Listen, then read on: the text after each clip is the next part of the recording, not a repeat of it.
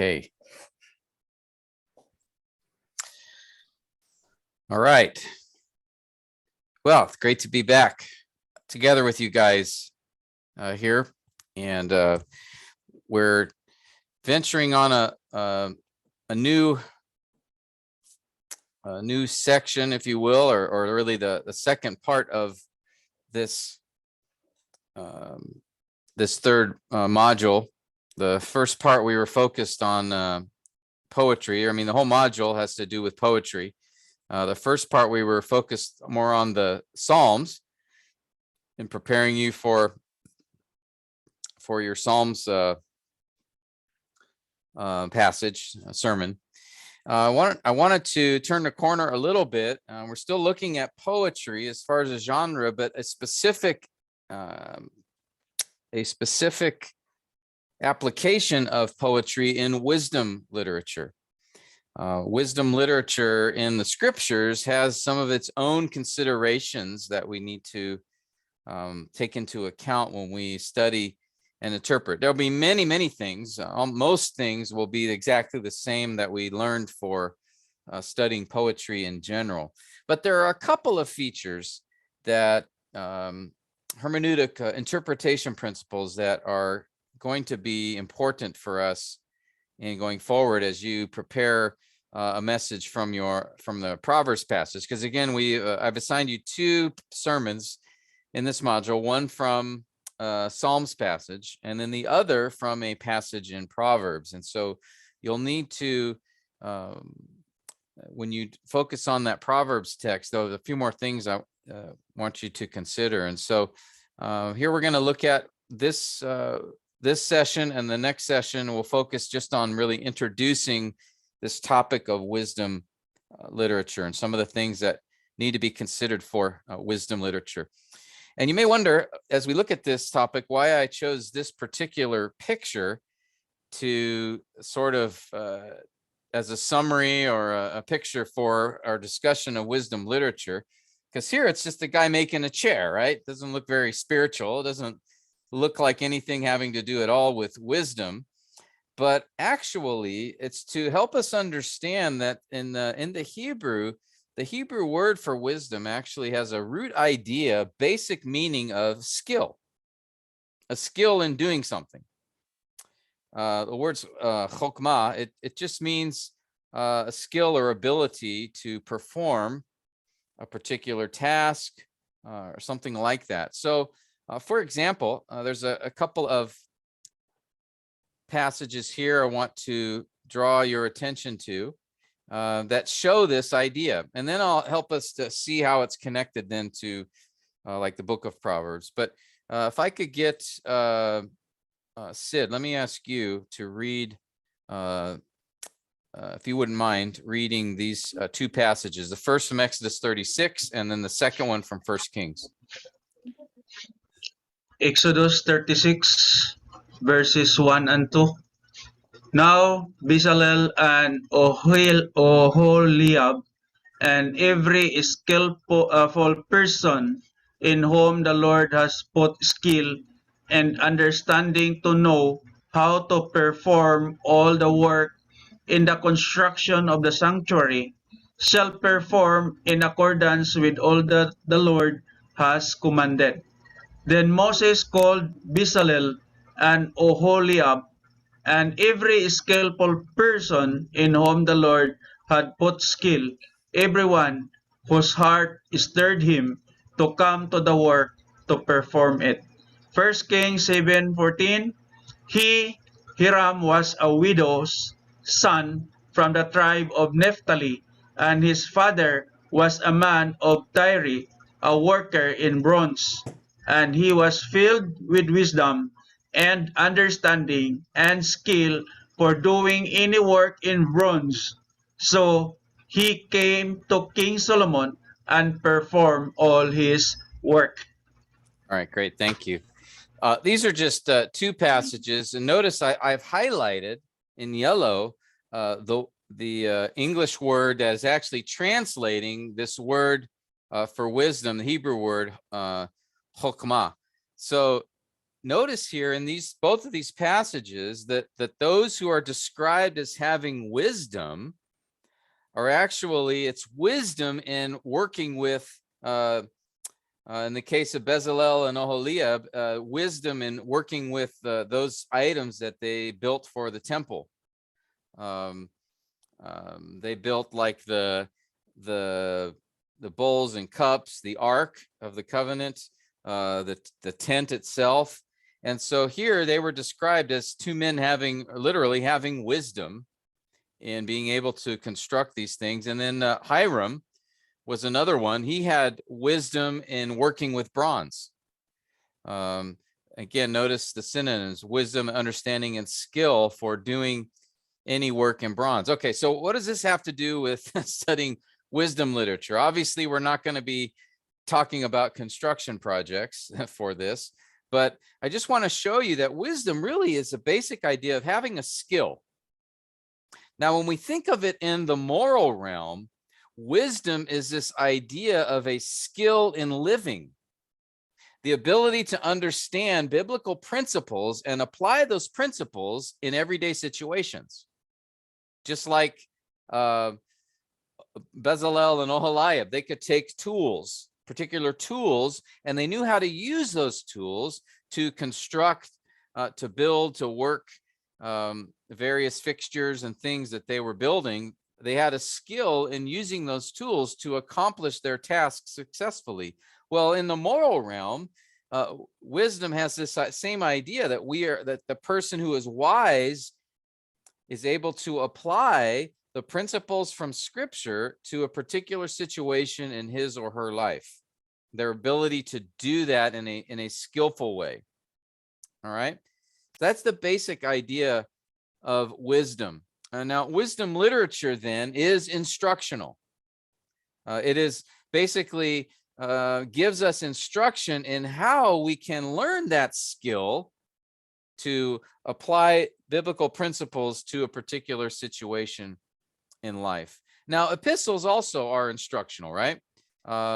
Epistles also are, and poetry as well even, are instructional. That is, that they present particular biblical truths in an instructional way, but epistles are more direct, whereas in the wisdom books in Scripture, it describes sort of what will happen if you pursue a particular course. Like an epistle will just say, don't commit adultery, right? Don't be immoral. The Proverbs or wisdom literature would say, here's what will happen if you do commit immorality. This is why you should avoid it, or here's how to avoid it. So that's sort of the difference here. Wisdom is focused more on applying biblical truths to life, whereas the epistles, they're obviously applicational, but also presented a lot of doctrinal truth in providing direction as far as what to do and not to do as a believer. All right.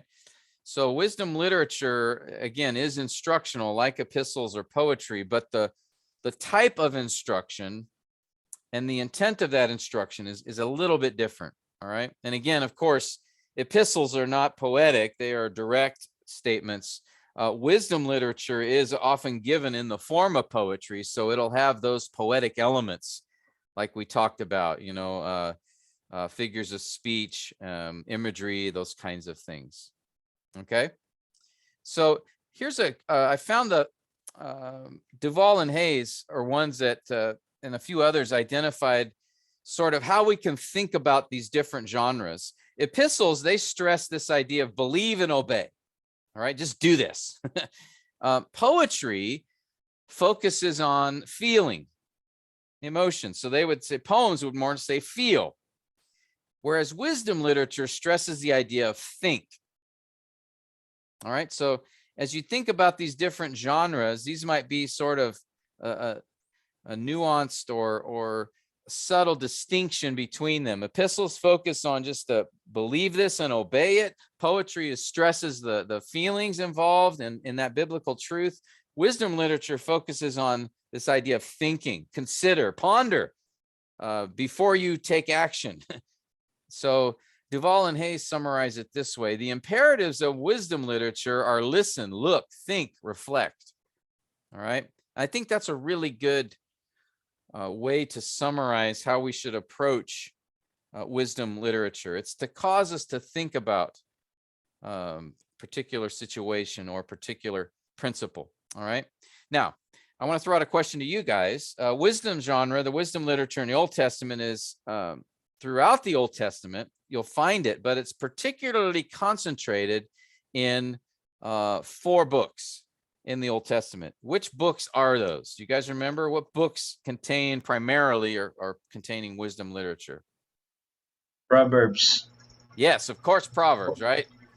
That's the Job. one. Job, yes, good. Ecclesiastes. Ecclesiastes, Ecclesiastes. and there's one more. Psalms. Some of the Psalms have wisdom literature in them. There are some wisdom Psalms, but not the whole book. But there's another. Yeah, Songs. Song of Solomon. Yeah, most people don't think of that as a wisdom literature book. They think of it more of a, right, as a romantic or a book on biblical romance or intimacy, but actually it is in the form of wisdom literature. Now, as we think about those 4 books, let me just give you sort of as you think about Proverbs, Proverbs is basically, full of instruction on how to apply biblical truths to a particular situation, to live life wisely in the fear of the Lord. Okay, so it'll presents, right? Proverbs presents, if you do this, if you go down this path, this is what will happen. If you go down that path, this is what will happen. It's that kind of idea. So, and the encouragement is, so go down this path so that you will not suffer the consequences of that path. That's the idea. But Job is a little different. Proverbs sort of presents things like, if you do this, this will happen. If you do this or that, that will happen. Job, however, really reveals that tragedy can befall or happen to the righteous, to even the righteous, and God may give no reason for it. All right. So Job is an example of a book where things happen that Job does go down this path, but yet he does not, at this point in his life, does not reap the rewards and benefits of going down that path. So if you only read the book of Proverbs, you might think, oh, all I have to do is do this and life will be great. Well, Job is written to show us that not always. All right. Generally speaking, yes, if you go down this certain road, then there will be, if you are wise, then there will be blessing and reward. If you are foolish, there will be consequences. But that's not the case all the time.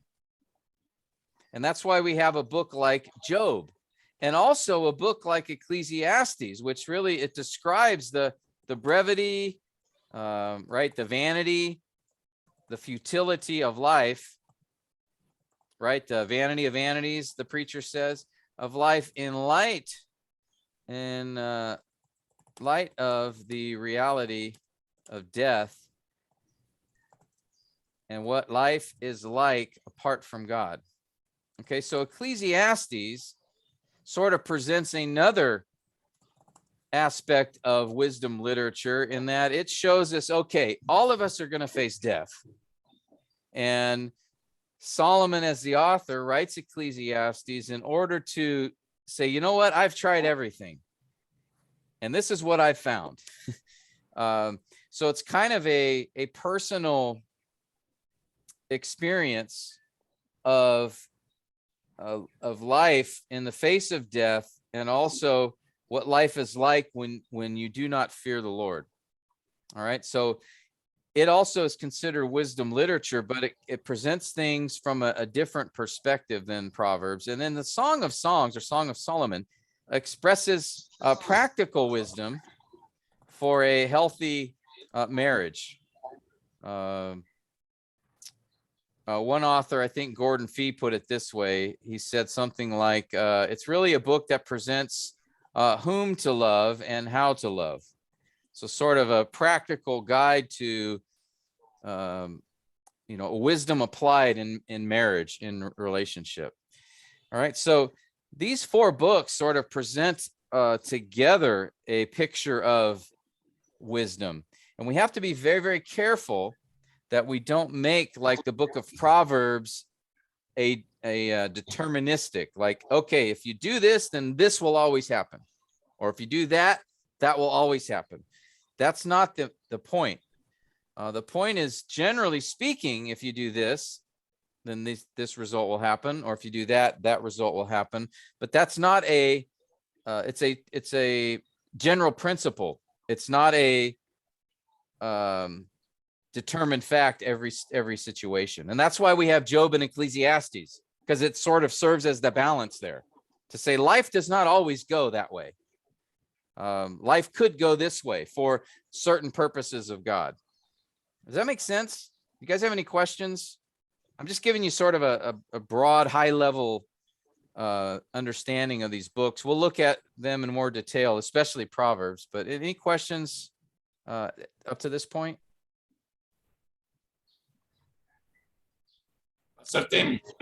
Yeah. It's the same like Proverbs 6:22, I think. Train the child in the way he should go, and when he is old, he will not turn away. Many take that as a promise. Yeah. But like what you mentioned, it might be, that is the general principle there. Is that correct? Yes, that's correct. And we're gonna talk about that. That's one of the hermeneutical principles regarding the Proverbs, is they are not promises, and they're not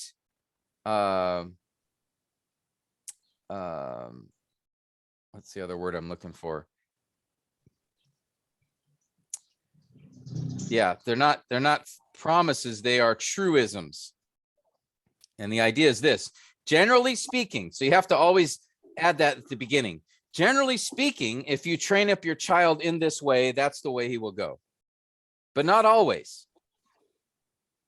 All right. Generally speaking, if you speak to another person with kindness and gentleness, that will calm that person's anger down. All right. A harsh word, a gentle word. How does he say it? A gentle word. Turn anger away. Or Something like that. Yeah. Turns anger away. But a harsh word stirs up anger. Generally speaking, if you yell at somebody, they're going to get mad, but not always. Or generally speaking, if someone's mad and you speak calmly, they will calm down, but not always. All right. So that's sort of the idea of Proverbs. They aren't guarantees. They're not deterministic, but they're general principles of how life works in God's world.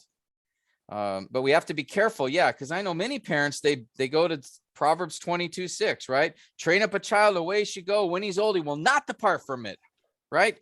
Praise God. That's a promise from the Lord. Your children will follow Jesus. If you just show them Jesus, they will follow. It's like, it's not a guarantee. Certainly that's generally true. If you as a parent, raise up your child in the things of the Lord, generally that child will continue on that path. And actually that passage speaks of both. You could also raise up a child in a bad way to go. It doesn't say which way you train them up to go, but generally you could raise them well and they generally will follow a good path, or you could raise them poorly and they will follow a poor path, but not all the time. There are many examples of children who are raised by very godly parents who don't follow the Lord. And there are many examples of children raised by horrible, unbelieving parents who follow the Lord. So, but generally speaking, if a parent, is faithful in raising up their child in the things of the Lord, that child generally will follow that. But again, not always. So it's not a promise. It's really a truism, a generally true statement, if that makes sense. All right. So we have to understand, this is a very important point. We're going to come back to it in a little bit with Proverbs. You have to understand this because Proverbs is often misapplied and stated as promises of God. And we have to be careful with that because that's not the intent of the book of Proverbs. That's not what wisdom literature is. It is just a general idea of how life works in God's design, but it doesn't always work that way. Again, that's why Job is such an important book, because it shows us that even a guy who was righteous, he was the most righteous man on the earth. Did you guys know that at the time? God pointed to him and said, have you seen Job? There's no one like him. So here's the most righteous, wise, godly man on the entire planet.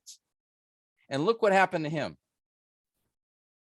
So God had his purpose and plan in that, but certainly Job's life did not reflect what we see in Proverbs. As far as, he did it all right, so to speak.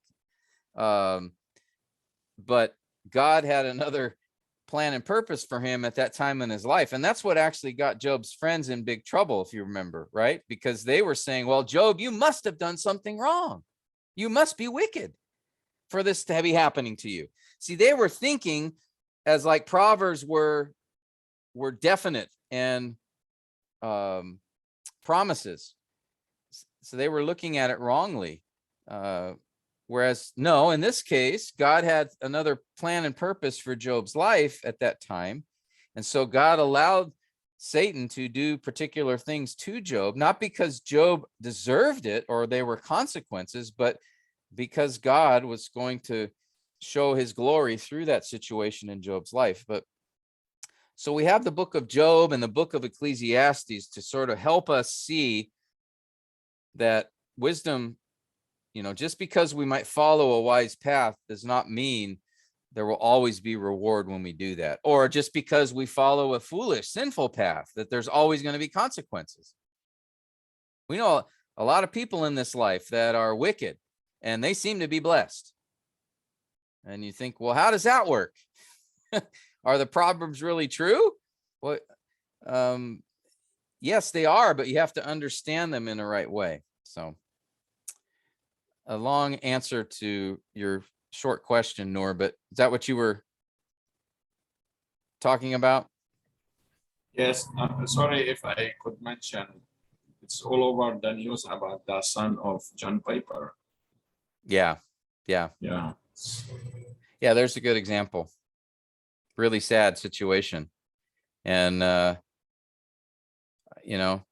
we don't know everything that happened in the home, but I think from all that we can tell, John and his wife, Pastor John's, seem to be faithful parents. And, but yeah, their child is right now anyway, he's not dead. So there's always hope. But right now he's really bringing reproach, to the name of Christ in a lot of ways and what he's doing. It must be, very heartbreaking for his parents to see this. But yeah, he's one example of this, train up a child in the way he should go. When he is old, he will not depart from it. Well, you couldn't say that in the case of Abraham Piper, at least not at this point. There's always hope that he could repent. But, and we can name several examples of children who have done very well and are following the Lord faithfully and have parents who were not faithful themselves in raising them. So, but that's a great point. And that, I think, is one of the more important principles when it comes to wisdom literature that we need to understand to rightly interpret and preach from wisdom texts. Okay. Okay, good. Any other comments or questions either on that or on something else that we've discussed up to this point?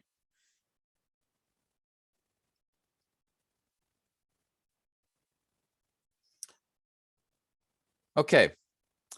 So let me talk about another general thing that's important to recognize. Oh, my computer's frozen. Okay, here we go.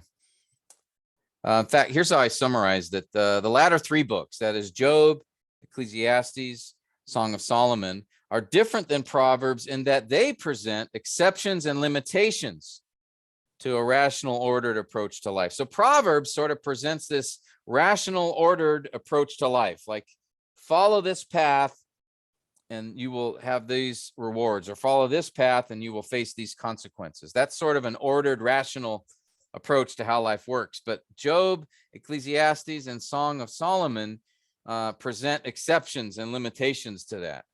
So it's basically, it's not everything will happen according to Proverbs all the time. It's kind of the idea.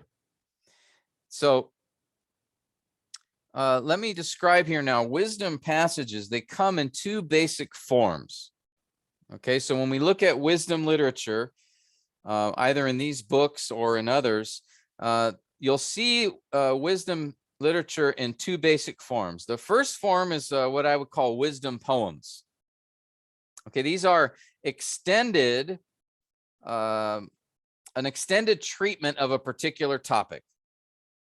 Okay, so for example, Ecclesiastes, that's a full book. That's an extended treatment of a particular topic. You know, what life is like facing death and what life is like apart from fearing the Lord. Or Job is an extended wisdom poem or series of poems focused on a particular topic of what happened to him and the fact that there is suffering in this world and not everything will happen even for the righteous. Not everything will happen the way you would expect. So, and then also in Proverbs as well, there are wisdom poems, extended poems on a particular topic. So for example, if we were to look at, say, in Proverbs 1 through 9, each of those chapters are wisdom poems. It's not just a few verses, but it's an entire poem. So for example, I don't know if you can see here, Proverbs chapter 1 is the introduction to the book. And then it's basically an extended poem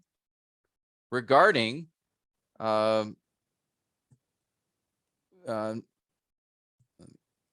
watching out for the enticement of sinners and how wisdom is a way to avoid that. And then Proverbs chapter 2 focuses attention on the entire chapter is an extended poem focusing on the need to seek wisdom, to cry out for wisdom, and then the benefits that will come from that. If you keep going, chapter 3 is another treatment of wisdom, as well as chapter 4. Chapter 5 focuses attention on immorality, the topic of immorality. It's an extended poem focusing on the consequences for pursuing immorality. Okay, and so these first 9 chapters are really focusing attention on, they're extended, I call them these wisdom poems, because it's not just a few verses, it's an extended treatment of a particular topic. Okay, same in Proverbs 31, the godly wife, right? The excellent wife. Okay, that the entire chapter is essentially focused on that topic. But then you have Proverbs chapter 10 through chapter 30, what is another kind of wisdom literature, and that is what are called aphorisms. All right, these are simply just short 1 or 2 verse, maybe sometimes 3 verse statements on a particular topic. Like Noor just brought one up: train up a child in the way he should go, and when he is old, he will not depart from it. That's just the statement given by itself. And then the next verse is on a different topic. So these are what we often think of as Proverbs, right? Those short 1 or 2 verse statements on a particular topic. But that's only in Proverbs 10 through 30. The rest of the book of Proverbs, Proverbs 1 to 9 and chapter 31, are these extended wisdom poems. And it's the same in Ecclesiastes and Job. And also, by the way, there are several Psalms which are like that. Psalm 78, for example, is a wisdom psalm. Psalm 127 is another wisdom psalm. These are psalms that are intended, they're extended wisdom poems on a particular topic, which are intended to provide instruction regarding that topic. Okay? So the individual aphorisms would be something like we would see here. I'll just show an example from Proverbs here. If we look at Proverbs 10, for example. Okay. A wise son makes a father glad, but a foolish son is a grief to his mother. And then look at the next verse. It has nothing to do with fathers and mothers. Ill-gotten gains do not profit. Righteousness delivers from death. And then the third verse doesn't have anything to do with that. It's a different topic. The Lord will not allow the righteous to hunger, but he will reject the craving of the wicked. So you go through these chapters 10 to 30, and they're all these seemingly disconnected statements, aphorisms, because that's the nature of that part of scripture. That wisdom literature there is given in these forms of these short proverbial statements. So we have it in, every language, every culture has this kind of thing. There are several in English in America. An apple a day keeps the doctor away. It's just a short, pithy statement that represents a general truism, but is not part of an overall context. Okay, so that's the case here for these particular Proverbs, these in chapters 10 to 30. They're not part of a context like the wisdom poems. The wisdom poem is a full poem that has stanzas and it has a flow of thought. And so there's a context to it. But the aphorisms are not written that way. They're not connected verse by verse by verse. They're just short statements that are collected together. Okay, it's just a collection of these short proverbial statements that are given. Okay, does it make do you understand the difference there, guys? There's the wisdom poems. Okay, those are extended poems on a particular topic, giving instruction.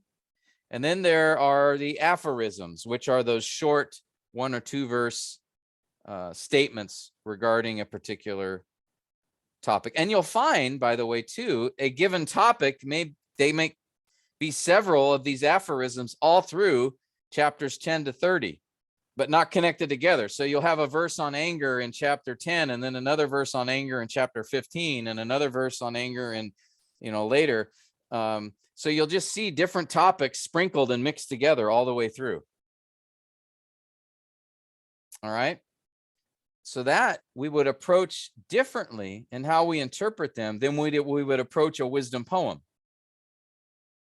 And we'll get to that and how we do that a little bit later. But I just try now, just sort of exposing you. These are the two kinds of or types of wisdom literature you will see. You'll see these extended wisdom poems, and you'll also see in the book of Proverbs these aphorisms, these short, pithy statements that are not connected to a context or flow of thought. Questions on that or comments?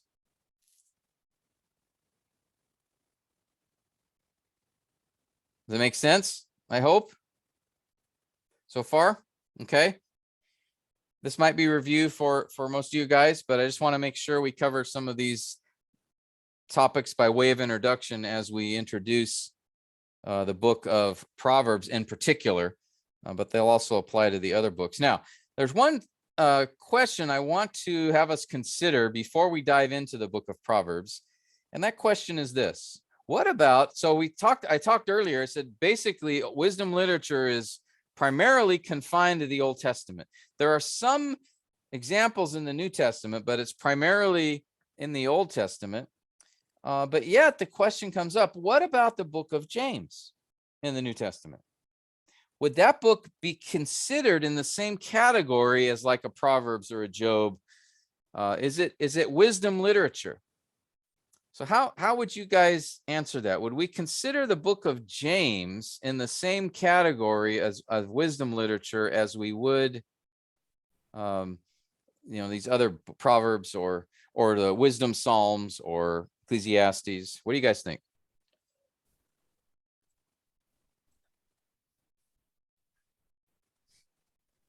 May I share? Yes, sir.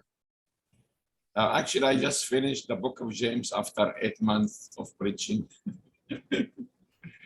Amen. For me, yeah, I for me, I've seen it. Yes, in a way, I just put it that theme for the whole book: living your faith with your neighbor. Oh, good. Yeah, that is. I have seen that every passage, every chapter, and I enjoyed that, and the congregation they enjoyed that. So in a way, yes, it is. There is wisdom there, the statement and how you live that. So do not be hearers only, but doers, something like that. Yeah, there definitely wisdom is a theme in the book, certainly, and there's instruction basically in wisdom and how to conduct yourself in regarding particular issues and situations.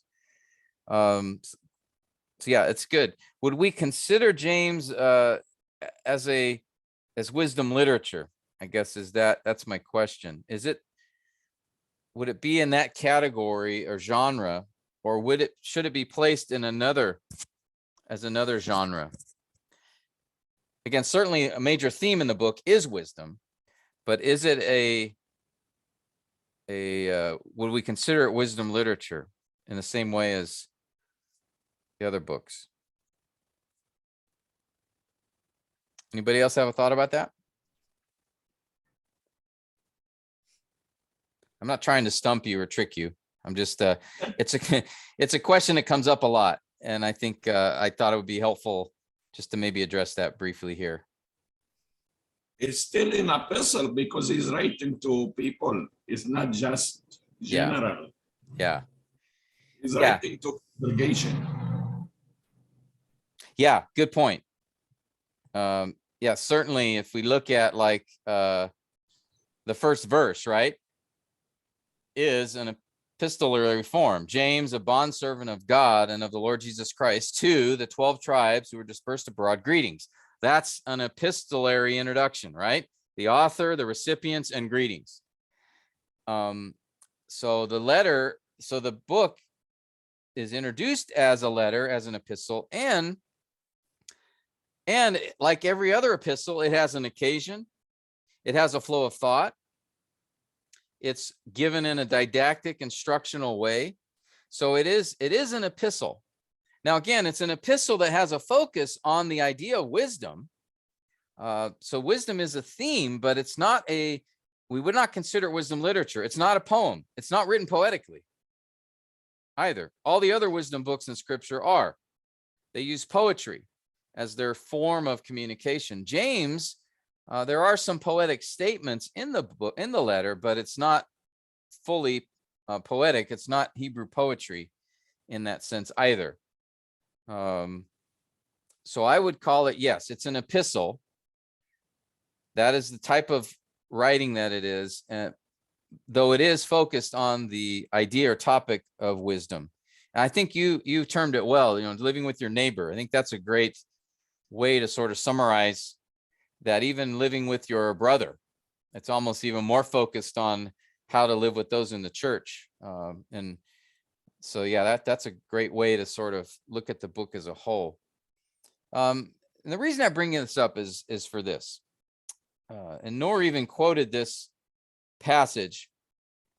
And I've heard it preached, everyone must be quick to hear, slow to speak, slow to anger. And they'll say, look, here's a proverb, because James is a book of wisdom. It's wisdom literature. And it's got these proverbial statements in it, which we now know as aphorisms, right? if you want to sound smart, just say, oh, this is not a proverbial statement. This is an aphorism. All right. Then they'll think you're really smart scholar if you can. Joke long. Don't worry. Anyway. But often this verse is taken. Everyone must be quick to hear, slow to speak, slow to anger. And it is taught in isolation as a passage on anger. And it's taught that way because often people will say, look, James is basically like Proverbs, the Proverbs of the New Testament. So wisdom book. And so here's a proverbial statement here. But actually, this statement, it is proverbial, but it's given in a context. Right? What is the context in which James makes this statement?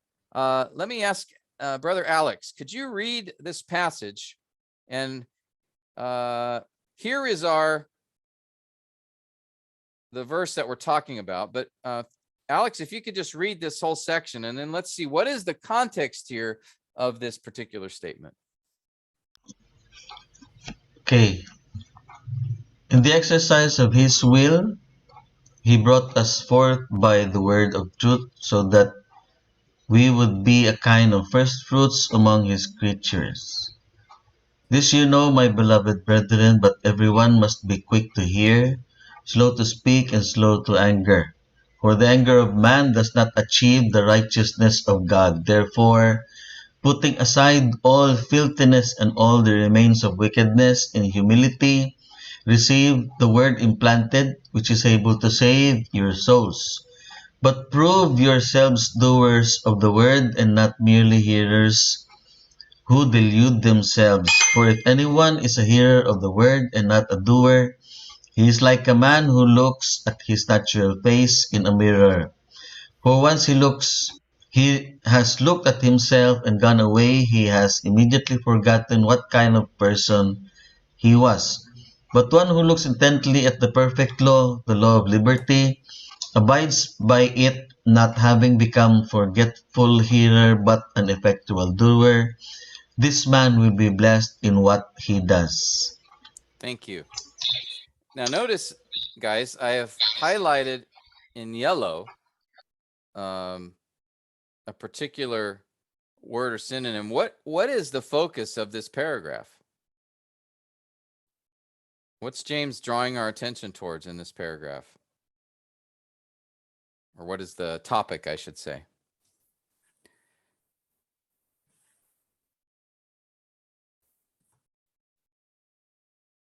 Kazot, what do you think? The word.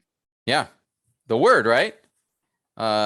He brought us forth by the word of truth. Verse 21, in humility, receive the word implanted. Verse 22, prove yourselves doers of the word.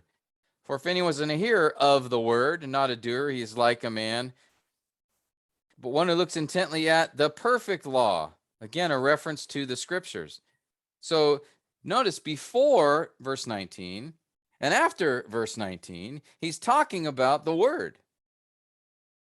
All right. And so if we understand that correctly, then verse 19 in some way must be connected to the word and what James is saying here about the word, right? Again, this is not a Proverbs. These aren't separate verses that are disconnected like we would see in the book of Proverbs. That's not the case here. This is an epistle. There is a flow of thought. And so verse 19, even though it sounds like a proverb, and I would call it a proverbial statement, he's giving that statement in the flow of thought. And what he's talking about here is really our response to the word. We must be quick to hear the word, slow to speak against the word, and slow to anger if we don't like what we hear from the word. Right?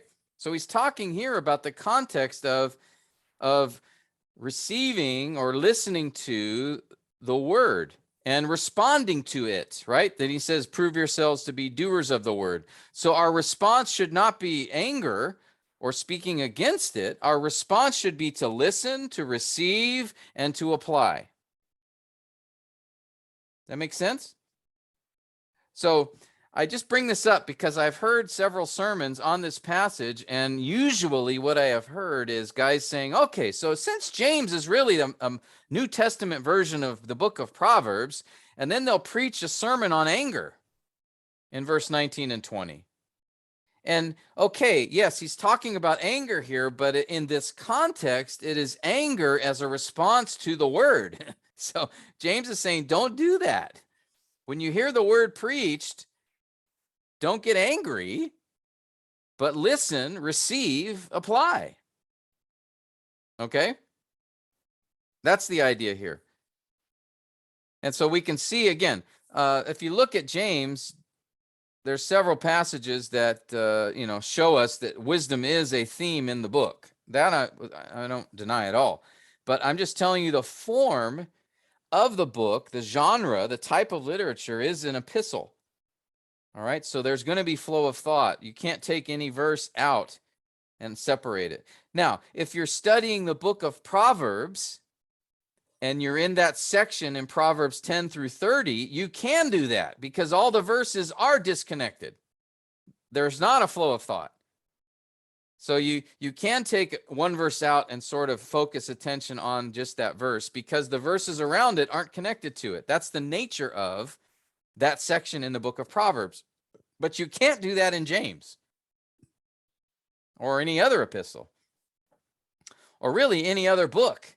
The only place we can do that where we actually can just focus on one verse is only in Proverbs 10 to 30.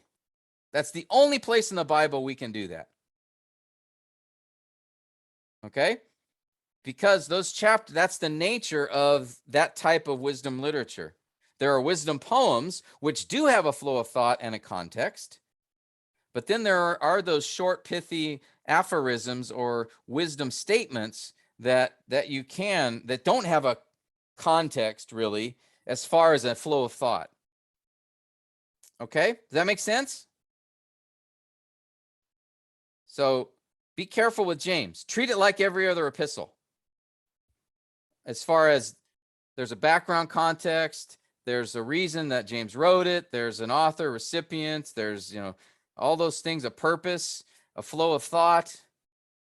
So interpret it like you do every other epistle. Okay? But again, and as you do that, you'll find that James' focus is on wisdom as a theme or an emphasis. But it's not like a New Testament book of Proverbs. Okay? Comments or questions? May I interrupt? Yeah, please do. Of course, everyone knows why Martin Luther say about James is like a straw epistle. He did not like James. Yeah, primarily because of what James said in chapter 2, right? When he talked about faith without works is dead. Yeah. Show me your faith, by what you do. And at the time, Martin Luther thought that contradicted salvation by grace alone through faith alone, or by faith alone through grace alone, in Christ alone. He thought James was saying something that we had to, was earned by works. And James wasn't saying that at all. But Martin Luther, I think, misinterpreted that. So he thought James was saying, that you need to work for your salvation. And so he hated James. So even great theologians can overlap. Yeah. Yep. He didn't like, what was the other book? Revelation. Revelation, he had a He problem doesn't with. like Revelation. Yeah. He had trouble interpreting that one. He struggled with Esther because Esther doesn't name God explicitly in the book, though it's obvious God's providence is at work throughout the whole book. But he didn't, because it didn't name God explicitly, he struggled with that book. He didn't like it. He also had problems with Zechariah a little bit because he didn't understand how to interpret it. Because he still had sort of an allegorical method of interpretation. And so he couldn't understand what Zechariah was saying in several places. So yeah, Martin Luther he did a lot of good for the church, but yeah, he had some issues. He was not a perfect man by any stretch. of the imagination, but he did not like James. That's true. Thank Any you. other thoughts? What's that, Nor? Thank you. Thank you. Yeah, thank you. It's a great book. James is really, really helpful. But I just wanted to bring this up because I have seen some confusion in the past as far as how preachers treat that book of James, and treat it like an epistle. That's really the point, because it's not in the same genre as the wisdom literature like Proverbs and Job and Ecclesiastes. Okay, well, let's get into the book of Proverbs here a little bit. And this will be very, very helpful, brothers, as you do the first couple of assignments for your Proverbs passage. All right, I'm just giving you a big hint. A lot of what we talk about here, you can directly use for your first assignment in the Proverbs, for your Proverbs passage. Okay, so I'm giving you a lot of assistance here for that. Okay, just because I like you guys, I want to help you. All right, so but let's talk about the book of Proverbs. Again, proverbial sayings are nothing new. I think every culture has them. Proverbs the word proverb comes from a Hebrew word, mashal, which means to be like or to compare, because a lot of proverbs are comparisons, right? Or in some way, comparing some issue or event or situation in life and trying to use that comparison to help bring understanding to another idea or topic. So a proverb is a saying that gives instruction or that gives warning through the use of a comparison. All right, it's an object lesson, if you will. We can think of it that way. Now, Proverbs, the first few verses of Proverbs introduce the book. Proverbs is an interesting book. It's unique in a lot of ways. Psalms and Proverbs both are unique. You know, every book of the Bible has a particular purpose, right? A particular author, recipients, background context, purpose, except for the Psalms, right? Remember, that's a collection of independent poems. It's not a book overall with a common purpose. They're independent poems, each with their own purpose and background. Proverbs is sort of a mixture. Proverbs is a book that has a purpose, that has a primary author, but there are a couple of other potential authors in the book. It has a primary audience, but then it's like different because it's got these extended wisdom poems that all are connected together in a flow of thought, Proverbs 1 through 9. And then you've got all these aphorisms in Proverbs 10 through 30 that don't have a flow of thought. They're just a collection of sayings. So like the Psalms, the book of Proverbs is also a collection. The chapters 10 to 30 are this collection of these proverbial short sayings. Proverbs 1 to 9 are these extended wisdom poems, but the whole book of Proverbs has an overall purpose and intent. So we can't treat the whole book like we do the other books, as far as having a background, context, author, recipients, but there is a unique feature. Those middle chapters are really the last 2/3 of the book, 10 through 30, are these collection of disconnected sayings. But there is an overall purpose and intent, and we see that in the beginning of the book. So I'm going to ask Anselmo, if you're there, could you read these first 7 verses of Proverbs? Are you there, Bridio? Yes, sir. Thank you. Could you read these for us?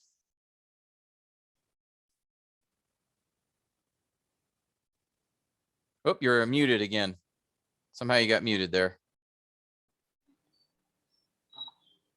The Proverbs of Solomon, the son of David, king of Israel, to know wisdom and instruction, to discern the sayings of understanding, to receive instruction in the wise behavior, righteousness, justice, and equity, to give prudence to the naive, to the youth knowledge and discretion.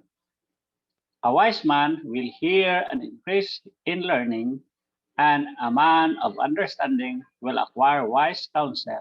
To understand a proverb and a figure, the words of the wise under riddles. The fear of the Lord is the beginning of knowledge. Fools despise wisdom and instruction. All right, very good. This is the introduction to the book. And in this introduction, we're given a lot of important and helpful information about the book. We're given the author here, the recipients, the purpose of the book, and an extremely important principle in how to interpret the book, which hopefully we'll get to in a little bit. All right. So as we look here at this introduction, who is noted or mentioned as the author?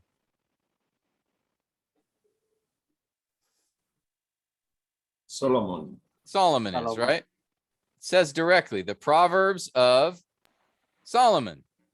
And just to make sure it's clear which Solomon it is, Solomon, the son of David, king of Israel. All right, so no question here. Now, what's interesting, there are a couple of places later in the book. Let me just show them to you quickly here in this book of Proverbs. So here in chapter 1, Solomon is mentioned, right? The Proverbs of Solomon, the son of David. And then I think again in Proverbs 10, the Proverbs of Solomon. So notice here, by the way, this is a helpful thing to keep in mind. Why does it repeat this, the Proverbs of Solomon, here in chapter 10, verse 1? Well, remember what I told you about the structure of this book. The first 9 chapters are extended wisdom poems, right? Chapter 1 is an entire poem focused on one topic. Chapter 2 is a poem focused on a topic. Chapter 3, chapter 4, all the way to chapter 9. Each of these, there are 9 9 wisdom poems that focus on a particular topic, and all of them together are connected. But when you get to chapter 10, there's a transition from these extended wisdom poems to those short, pithy aphorisms that I mentioned, right? So there's a shift in the way these proverbs are given from these extended poems, and now beginning in chapter 10 are these short aphorisms. And so this again is repeated. The Proverbs of Solomon is repeated because that shows us, okay, now there's going to be a shift. This is a new section in the book. The first section is these extended wisdom poems from Solomon. Now in chapter 10, we're going to get these short aphorisms, these short proverbial statements, which are also from Solomon. Okay, so there's a shift here at the beginning of chapter 10. And so this sort of serves as a marker that these are still the Proverbs of Solomon, but now you're going to get these short proverbs, not the extended wisdom poems like the first 9 chapters, okay? And then we get these short aphorisms all the way through. And then when you get to chapter 22,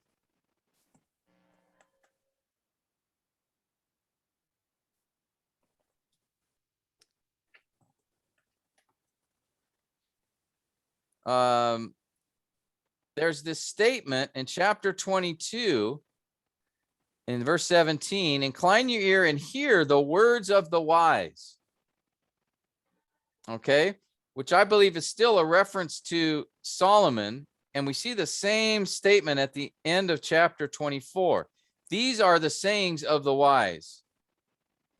Okay, so I think it's those are a general statement of the and I think it's still referring to Solomon. But notice, we'll talk about it a little later, all of these sayings were collected by Hezekiah.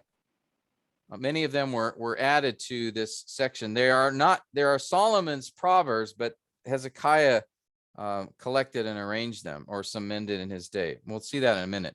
But we have these Solomon, we have the sayings of the wise, and then we have at the very end these 2 other guys, Proverbs 30 mentions this guy named Agur, the son of Jakeh. That chapter 30 is attributed to him. Some believe he may have been trained by Solomon. And then, of course, Proverbs 31, which mentions King Lemuel, which some believe this may be another name for Solomon. We don't know for sure, but that is one theory. And I think it makes a lot of sense that it's very possible. And if that's the case, then his mother here would be Bathsheba, right? So don't know for sure, but that's a possibility. But generally speaking, almost all the book of Proverbs, at least up to chapter 30, are written by Solomon. It's possible the last two chapters are someone else that was collected with the book of Proverbs. But even though that's the case, chapters 30 and 31 still fall under the same intent of this book. They still follow the original author Solomon. They follow his purpose for this book of Proverbs. All right.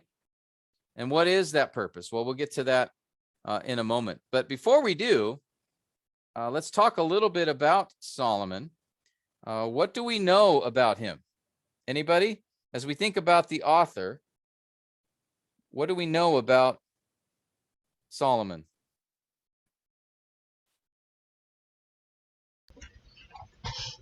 Son of King David, Okay. Son of David. and the wisest man that ever lived.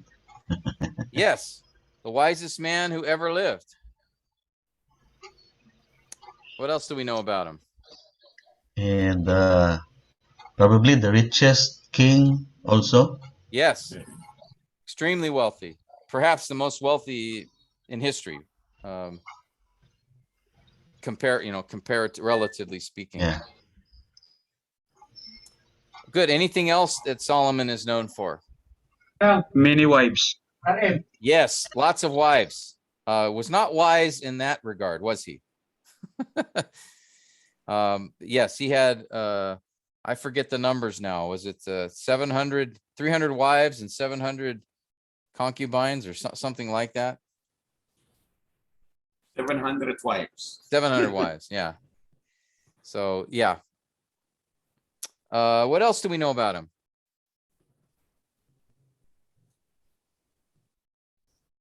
God appeared to him. Yes.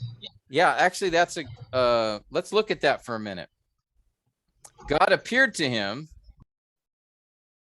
Let's see, in 1 Kings chapter 3, because Alex made the statement, he's the wisest man who ever lived. Well, let's see how that took place. Noor, why don't, if you want to go ahead and read, can you read verses 5 through 9 here? This is 1 Kings 3. 1 Kings chapter, what chapter is that? Chapter 3. Chapter 3. Thank you. Chapter 3, verse 5 start. In Gibeon, the Lord appeared to Solomon in a dream at night. And God said, ask what you wish me to give you. And Solomon said, you have shown great loving kindness to your servant, David, my father, according as he walked before you in truth and righteousness and uprightness of heart toward you. You have reserved for him this great loving kindness, that you have given him a son to sit on his throne, as it is this day. Now, O Lord my God, you have made your servant king in place of my father David, yet I am but a little child. I do not know how to go out or come in. Your servant is in the midst of your people, which you have chosen, a great people who are too many to be numbered or counted. So give your servant and understanding to hear, understanding heart to judge your people, to discern between good and evil. For who is able to judge this great people of yours? Great, thank you. So I think most of us are familiar with this this story, this event, that the Lord appearing to Solomon, asking him what, and then Solomon, of course, asks for wisdom to know how to lead God's people.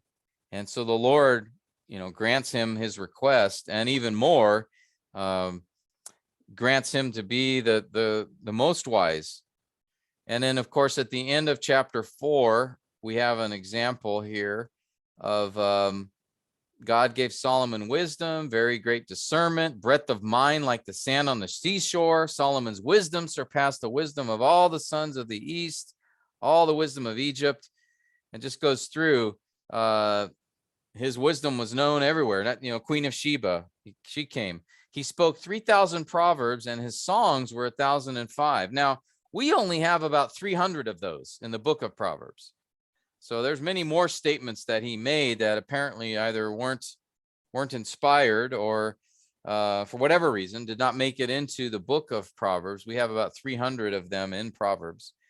But so he was like, and he wasn't just wise regarding the things of in a moral realm. He had wisdom, notice, in all kinds of things. He spoke of animals, birds, creeping things, and fish. He had wisdom in all different areas. And in fact, if we look at the Queen of Sheba, I believe she comes, what chapter was she in here?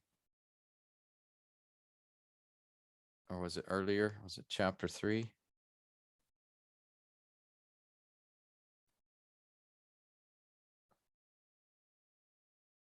Let me check it here for a second.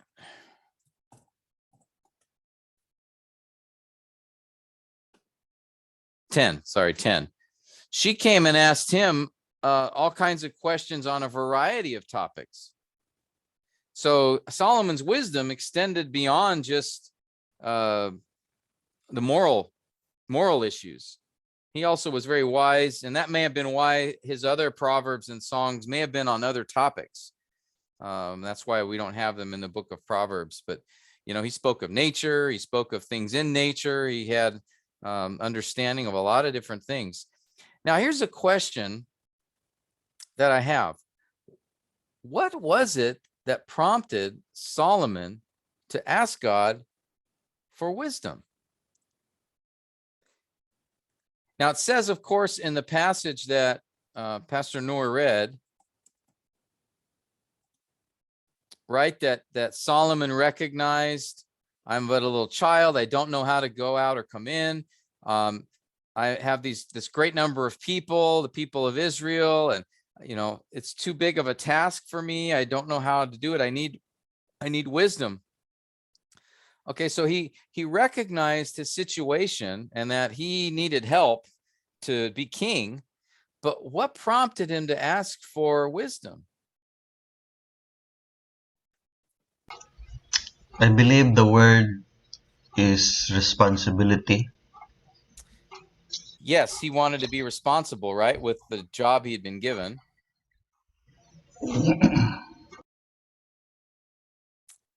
He felt that weight. But how did he know that wisdom was going to be what would help him? As Pastor Tim, from the statement of Solomon, I am a little child. Yes. Yeah, he saw his own inadequacy, his own inability, right? And I think, so he obviously knew, I don't know what to do here. I need help. But I think what caused him or prompted him to ask for wisdom was what Solomon had himself said of his father in Proverbs 4. Notice here, let's see, I don't know. Alan, can you go ahead and read this? It's a little bit extended here, but can you read Proverbs 4, 1 through 9? Proverbs 4, 1 to 9. Hear, O sons, the instruction of a father, and give attention that you may gain understanding. For I give you sound teaching. Do not abandon my instruction.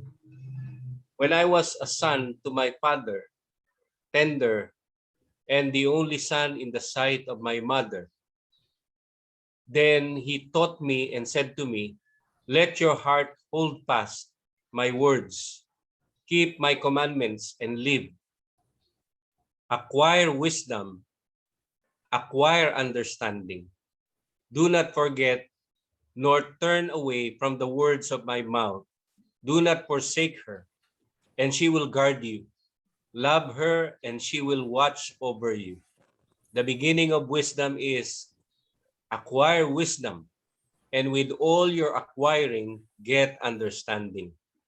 Prize her, and she will exalt you. She will honor you if you embrace her. She will place on your head a garland of grace. She will present you with a crown of beauty.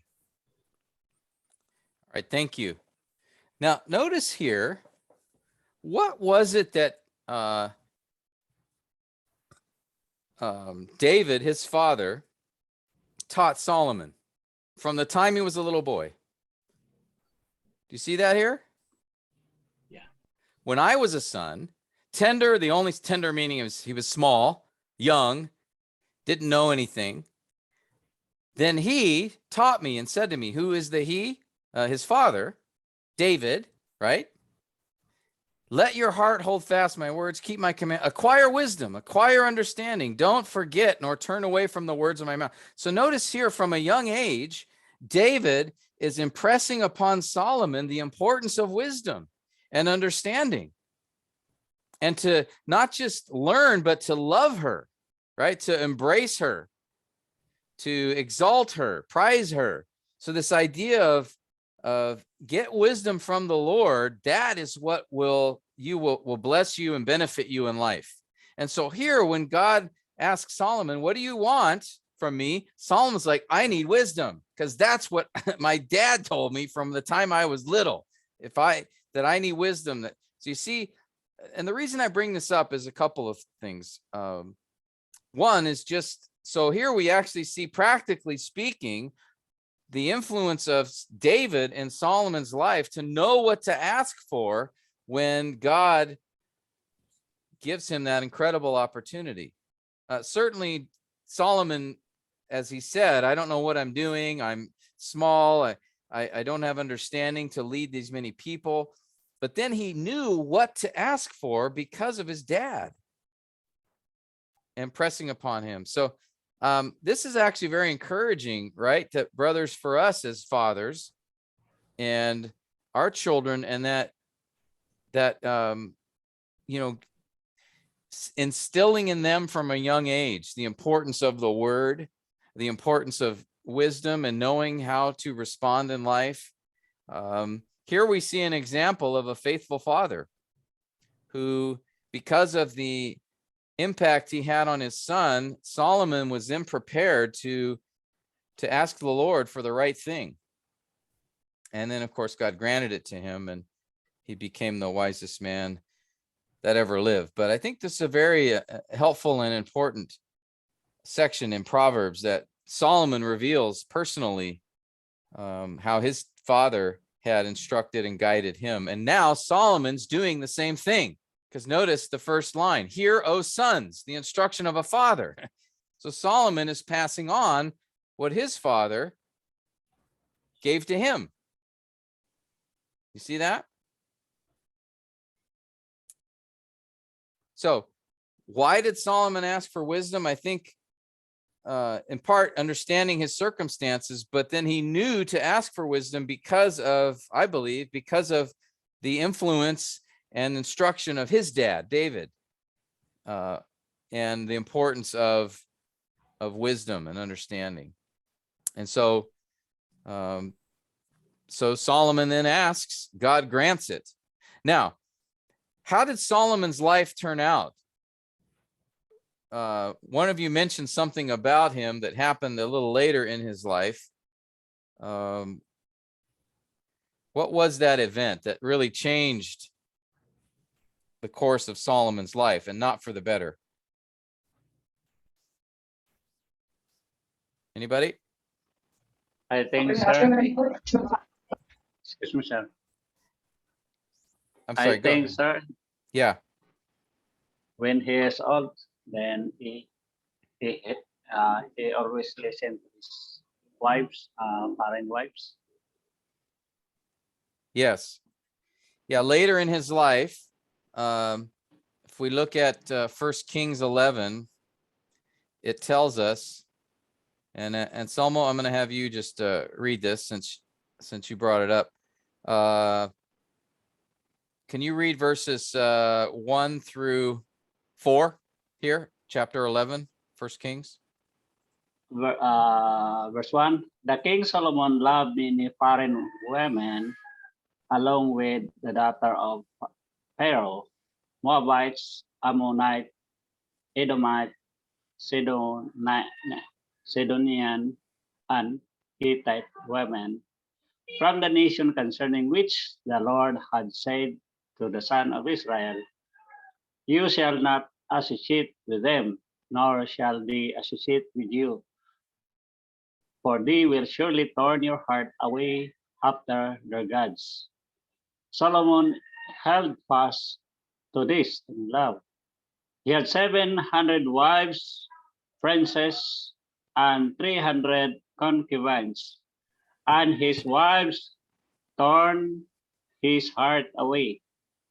For when Solomon was old, his wife turned his heart away after other gods, and his heart was not fully devoted to the Lord his God, as the heart of David, his father, had been. Continue, sir. That's good right there. So what do we learn here about Solomon is, he was very, lustful. So he acquired many wives and concubines. And as a result, and a lot of them were not Israelites, right? They were foreign women as well, who worshiped other gods. And as a result, Solomon's heart turned toward other gods. This is a good example of that statement in Corinthians, bad company corrupts good morals, right?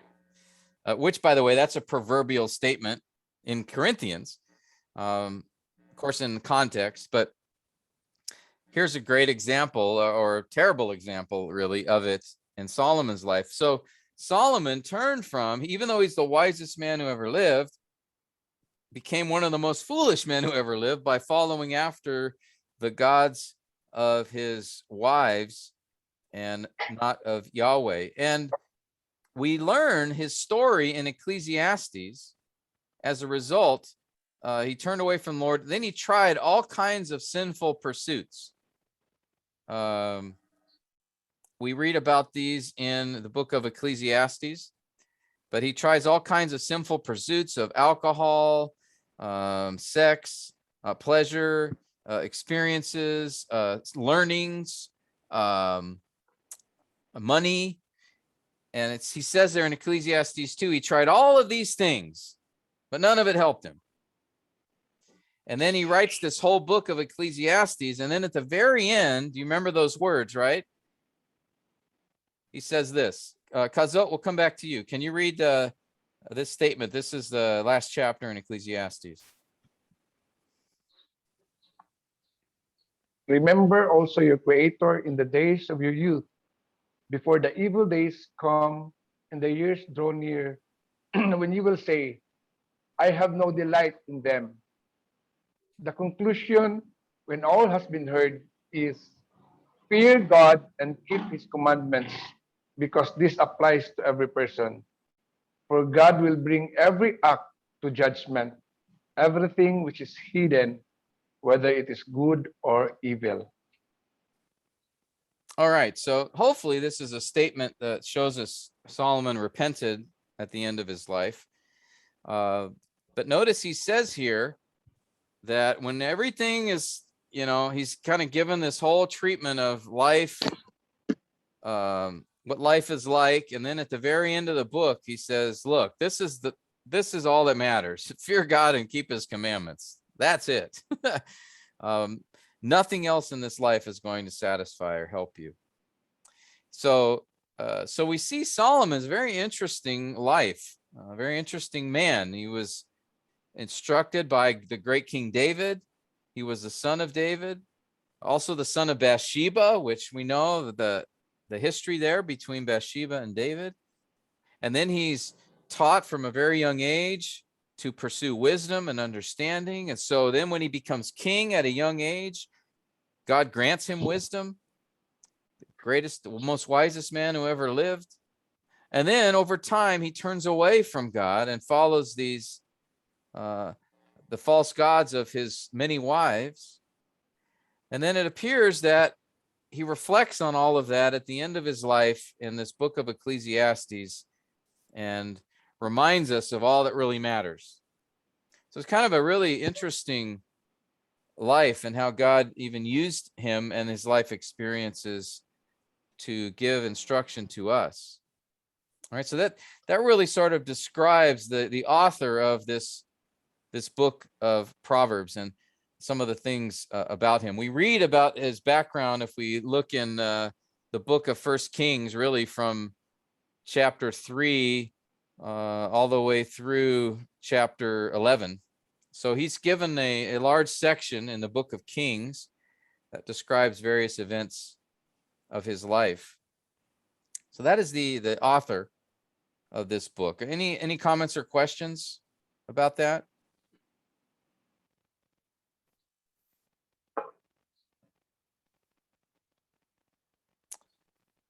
I think we all are very familiar with Solomon, but we want to understand these things about him as we try to interpret passages from Proverbs. Because again, remember, like when we study the epistles, we want to glean and understand whatever we can about the author, because that will help us in interpreting what he has said. So with Solomon, we do have quite a bit of information.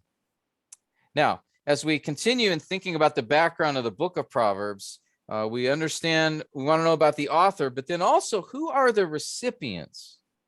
Who is the book of Proverbs intended for originally? Notice, again, we're back to these first verses of the book.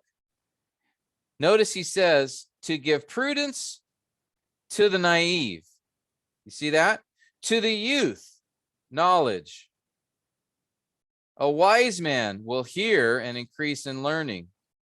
A man of understanding will acquire wise counsel. Notice he mentions here explicitly a few categories of individuals. He mentions the wise and discerning in verse 5. Let me see if I can draw these a little closer here.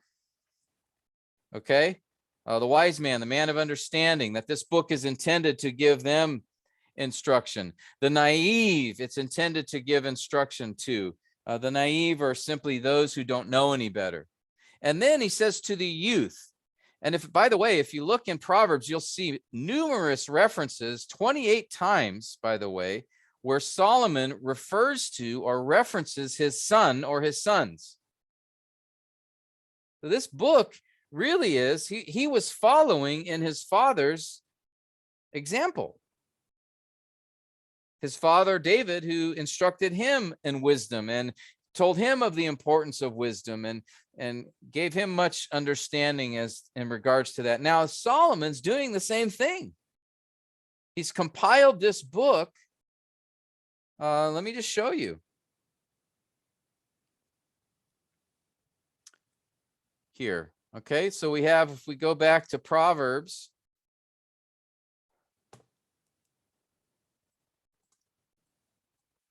hear, my son, your father's instruction. Verse 10, my son. Verse 15, my son. If we go to chapter 2, verse 1, my son, if you will receive my words. Chapter 3, verse 1, my son. Verse 11, my son. Verse 21, my son. Chapter 4, hear, O sons, plural. All right, so here we speaking to more than just one. Verse 10, hear my son. Verse 20, okay, you get the idea, right, guys? So all the way through into even later in the book, chapter 19 even. Cease listening, my son, to discipline, and this will happen to you. You will stray. Or chapter 23. My son, if your heart, see, right, you guys get the point, right? He's addressing throughout this book, particular focus is on his sons, his children. This tells us something very important about the book of Proverbs, by the way. This is a book written for youth. This is one book of the Bible that is given to a specific group of people, and it's given to young people as a book of instruction. So definitely it's one you need to go through your children with. And if you have a youth ministry in your church, it's definitely one that you want to be part of the instruction that's given to them, because this book was written explicitly to youth. All right. Now, it's also written to, as he mentions in the introduction, the naive and the wise as well. And so they are additional individuals that are mentioned within this particular book, as the book is intended or written for them. Okay. So if you think about, there is an audience here in the book of Proverbs. The audience is, it's intended to give instruction to those who are naive, that don't know any better at this point. It's intended to give instruction to the wise, those who are wanting to listen and understand. And it's given to specifically Solomon's sons, his children. All right. Obviously, it then is by extension for us as well. But the primary audience, the original audience of these Proverbs, were his kids. And then he compiled them together in a book that was also written for the benefit of those who lack understanding and need that. And even also to the wise, those who want to know what God's will is and then how to apply it. Okay, so keep that in mind. It's not written to fools. There are a group of people in the book that are mentioned, but he didn't write this book for fools. Why is that? Well, he said there, right? Fools despise wisdom and instruction. I'm not writing to fools. They don't want to listen or follow this. He will write about fools and what will happen to them. But this book was written for those who want to hear, those who either don't know, the naive, or those who do want to follow the path that the Lord has set out for them. And they want to do the right thing. The wise. And specifically his sons. Okay. Let me do one more thing here before we depart for lunch today. I just want to talk briefly about the structure of the book. I already have sort of done this, so I just want to come back to it just as a sort of to come full circle here. The book of Proverbs, really, there are 7 collections in the book of Proverbs. There are 7, we might call them sections. Maybe that's a better 7 collections, or we could say 7 sections in the book. Okay. The first section is the first 9 chapters. These are long teachings, or like I called them before, wisdom poems on a specific theme. Okay, there's 9 wisdom poems here that are broken up by chapter. Then beginning in chapter 10, verse 1, are these short statements. Remember, we called them aphorisms, that are given in the second section from 10:1 to 22:16. 22:17 mentions the wise, or statements of the wise. And I believe these also were by Solomon. These are short statements, aphorisms that are given. Again, another section, a short section of statements by the wise. And then a fifth section, also called, here, let me show you this since we haven't seen this yet. That beginning in chapter 25. And here's where we learn an interesting feature about this particular book, that in Proverbs chapter 25, these are the Proverbs of Solomon. So notice we have another section marker here, which the men of Hezekiah transcribed. So there are those in Hezekiah's day, apparently, who came across these Proverbs from Solomon and compiled them together with the rest of this book of Proverbs. So these are some additional Proverbs, again, same author, from Solomon, that were collected and compiled in the days of Hezekiah to complete this particular book. All right. So they make up the fifth section. These are Proverbs of Solomon that were added by Hezekiah, again, with the same purpose that was mentioned at the beginning of the book. And then we come to Proverbs chapter 30, which is the sixth section of the book. And it's the words of Agur, the son of Jakeh, oracle. And this is a wisdom poem. These are longer statements given by Agur. And then the last chapter, 31, the words of King Lemuel. That's the seventh section in the book. So the book of Proverbs is divided up into these, we could call it 7 sections of the book. Chapters 1 to 9, wisdom poems, extended teaching on a particular topic. Chapters 10 through 30 are these aphorisms, shorter statements. And then chapter 31 is a wisdom poem by King Lemuel. Okay, so this is the structure of the book of Proverbs. Again, all falling under the same intent and purpose. All right, questions about that?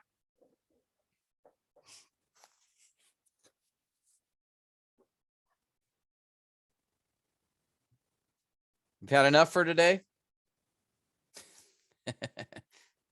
You're supposed to say, no, we want more. Give us more. Busog. Busog. No, not busog. Busog kaayo. Puerting busoga, right? No. So yeah, we'll continue this. I want to give you a little bit more of the background information, but it's important to understand this as you approach the book of Proverbs. You really need to understand and get an idea of the background information that will help prepare you to better interpret. And like I said, this information will be what you're going to be asked to provide in your first assignment for the book, for your Proverbs passage. Next week, I will be at Shepherd's Conference. So I have responsibility and meetings actually during this time next week. So we're going to have to take a break next Tuesday, but then we'll pick up again the following Tuesday, which will be March, I think, 14. Let me confirm on the calendar here. March, yeah. Sorry, 15 looks like. Yeah, March 15th. Okay, because today's March 1st. So no class next week, which means take this time next week, be working on your assignments, but then we will resume class on the 15th, and we'll come back and finish up our introduction to Proverbs for that, Lord willing.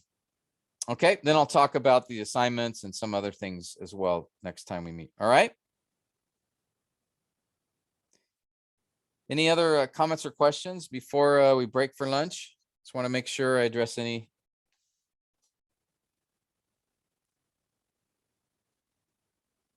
Okay, I hope that was helpful. I hope that provided you with some useful information just in the background and putting things together with this book. You know, Proverbs, like I said, it's a very unique book Not only is it poetry, it has these extended wisdom psalms, but it has these short statements that have been collected together by Solomon, and it's very unique in many ways. So I think it's a very helpful book. So that's why I wanted to have you guys preach from out of this book. Now, the passage all of you have will be a passage from those extended wisdom poems. All right, so you won't have any of these short statements from chapters 10 to 30. So I gave you a wisdom poem, so there's a context, a flow of thought there to make it a little easier. But we will talk about, well, how do we preach from the other section in Proverbs, from those short verses? Well, we'll talk about that a little later, like how we might put a message together from those short passages. Okay?